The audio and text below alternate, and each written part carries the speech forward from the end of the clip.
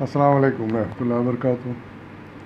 آج میں آپ کے سامنے سورہ القیامہ کی آیت نمبر 5 سے لے کر 15 تک کا ترجمہ پیش کر رہا ہوں، سماعت فرمائیے۔ اعوذ باللہ من الشیطان الرجیم، بسم اللہ الرحمن الرحیم۔ مگر انسان چاہتا ہے کہ آگے بھی بدعمالیاں کرتا رہے، پوچھتا ہے آخر کب آنا ہے وہ قیامت کا دن، پھر جب دیدے پتھرا جائیں گے اور چاند بے نور ہو جائے گا اور چاند سورج ملا کر ایک کر دیے جائیں گے، اس وقت یہی انسان کہے گا کہاں بھاگ کر جاؤں؟ ہرگز نہیں، وہاں کوئی جائے پناہ نہ ہوگی۔ اس روز تیرے رب ہی کے سامنے جا کر ٹھہرنا ہوگا۔ اس روز انسان کو اس کا سب اگلا پچھلا کیا کرایا بتا دیا جائے گا، بلکہ انسان خود ہی اپنے آپ کو خوب جانتا ہے، چاہے وہ کتنی ہی معذرتیں پیش کر لے۔ صدق اللہ العظیم۔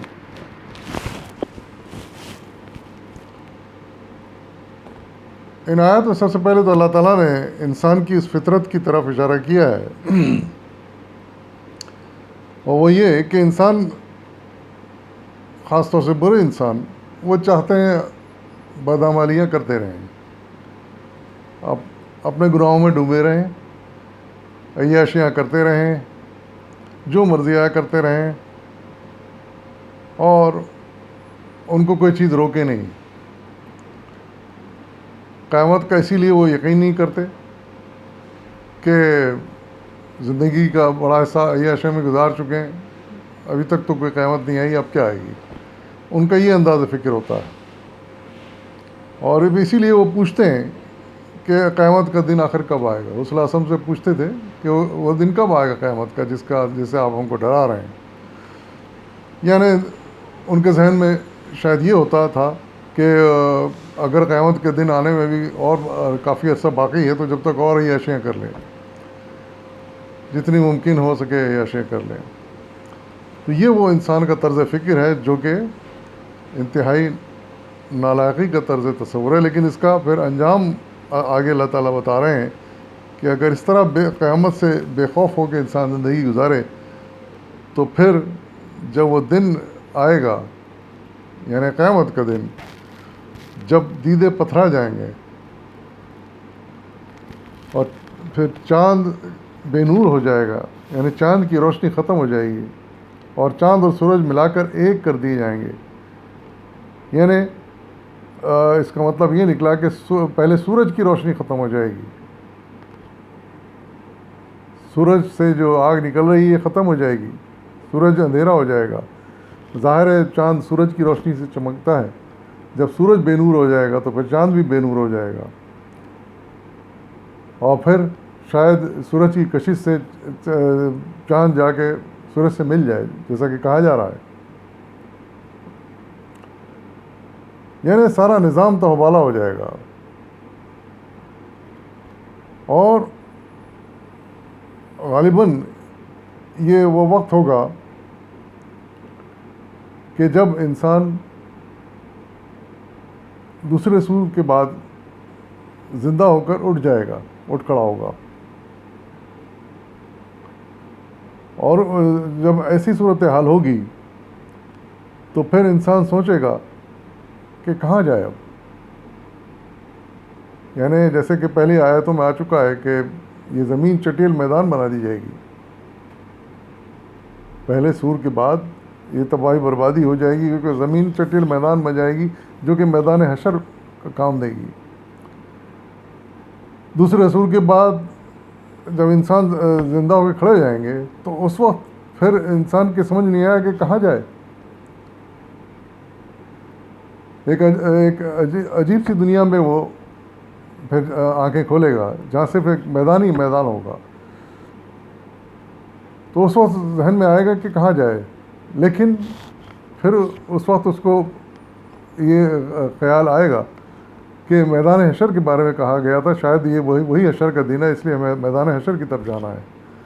اور پھر بے شمار لوگوں کی طرف دیکھے گا جو پہلے سے ایمان رکھتے تھے میدان حشر پہ، یوم قیامت پہ، تو وہ اسے ایک طرف چلے جا رہے ہیں، لیکن ایک اور بات جو پہلے کی آیتوں میں آ چکی ہے کہ اس اندھیرے کے باوجود، جب کہ سورج کی روشنی نہیں ہوگی، چاند کی روشنی نہیں ہوگی، اس اندھیرے کے باوجود ایسے لوگ جو دنیا میں نیک اعمال جنہوں نے کیے ہوں گے، ان کے آگے آگے ایک روشنی چل رہی ہوگی جو ان کی رہنمائی کر رہی ہوگی میدان حشر کی طرف، کہ کہاں یہ مجمع لگا ہے میدان حشر کا۔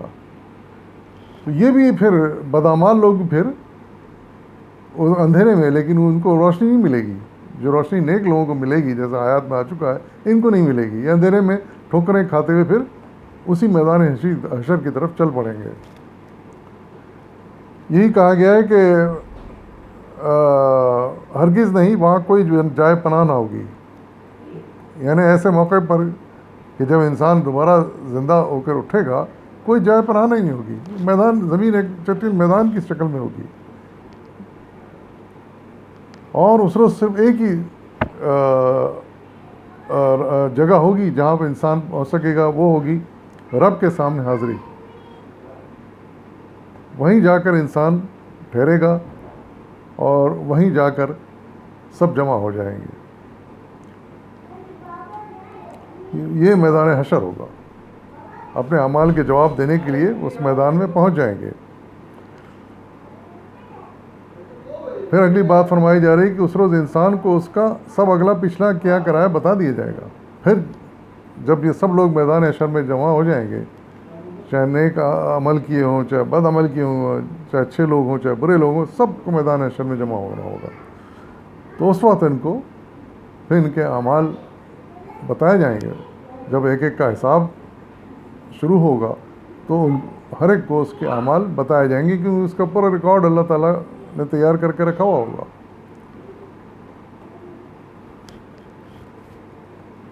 اور پھر ارشاد فرمایا جا رہا ہے کہ یہ بتانے کی بھی ضرورت نہیں ہوگی، لیکن دلیل کے طور پر حجت پوری کرنے کے لیے ان کو ریکارڈ دکھایا جائے گا۔ فرمایا جا رہا ہے کہ بتانے کی ضرورت نہیں، کیونکہ انسان خود اپنے آپ کو خوب جانتا ہے۔ یعنی حقیقت ہے کہ ہر انسان خوب جانتا ہے، اچھی طرح جانتا ہے اپنے آپ کو کہ اس نے کیا گناہ کیے ہیں، کیا نیک کام کیے ہیں، کیا جرم کیے ہیں۔ یہ سب انسان اپنے آپ کو اچھی طرح جانتا ہے۔ انسان اپنے سے زیادہ اور کس سے واقف ہو سکتا ہے؟ تو اس وقت وہ معذرتیں پیش اول تو کر نہیں سکے گا، کیونکہ خود اچھی طرح جانتا ہے، ضمیر اس کا ملامت کرے گا اس کو۔ جیسے کہ پہلے ذکر آیا کہ اللہ تعالیٰ نے انسان میں نفس لوامہ جیسی چیز پیدا کی ہے، پچھلی آیت میں آیا، جو انسان کو ملامت کرتی ہے اس کے گناہوں پہ، غلطیوں پر۔ تو اسی طرح پہلے تو اس کا ضمیر اس کو ملامت کرے گا، پھر دوسرے یہ کہ وہ دیکھے گا کہ سارا ریکارڈ اس کے اعمال کا موجود ہے، اس کی کہی ہوئی باتوں کا موجود ہے، اس کے کیے ہوئے عملوں کا سارا ریکارڈ موجود ہے، تو پھر کیسے معذرتیں کوئی پیش کر سکے گا؟ یعنی کوئی چیز اس کے فیور میں نہیں ہوگی۔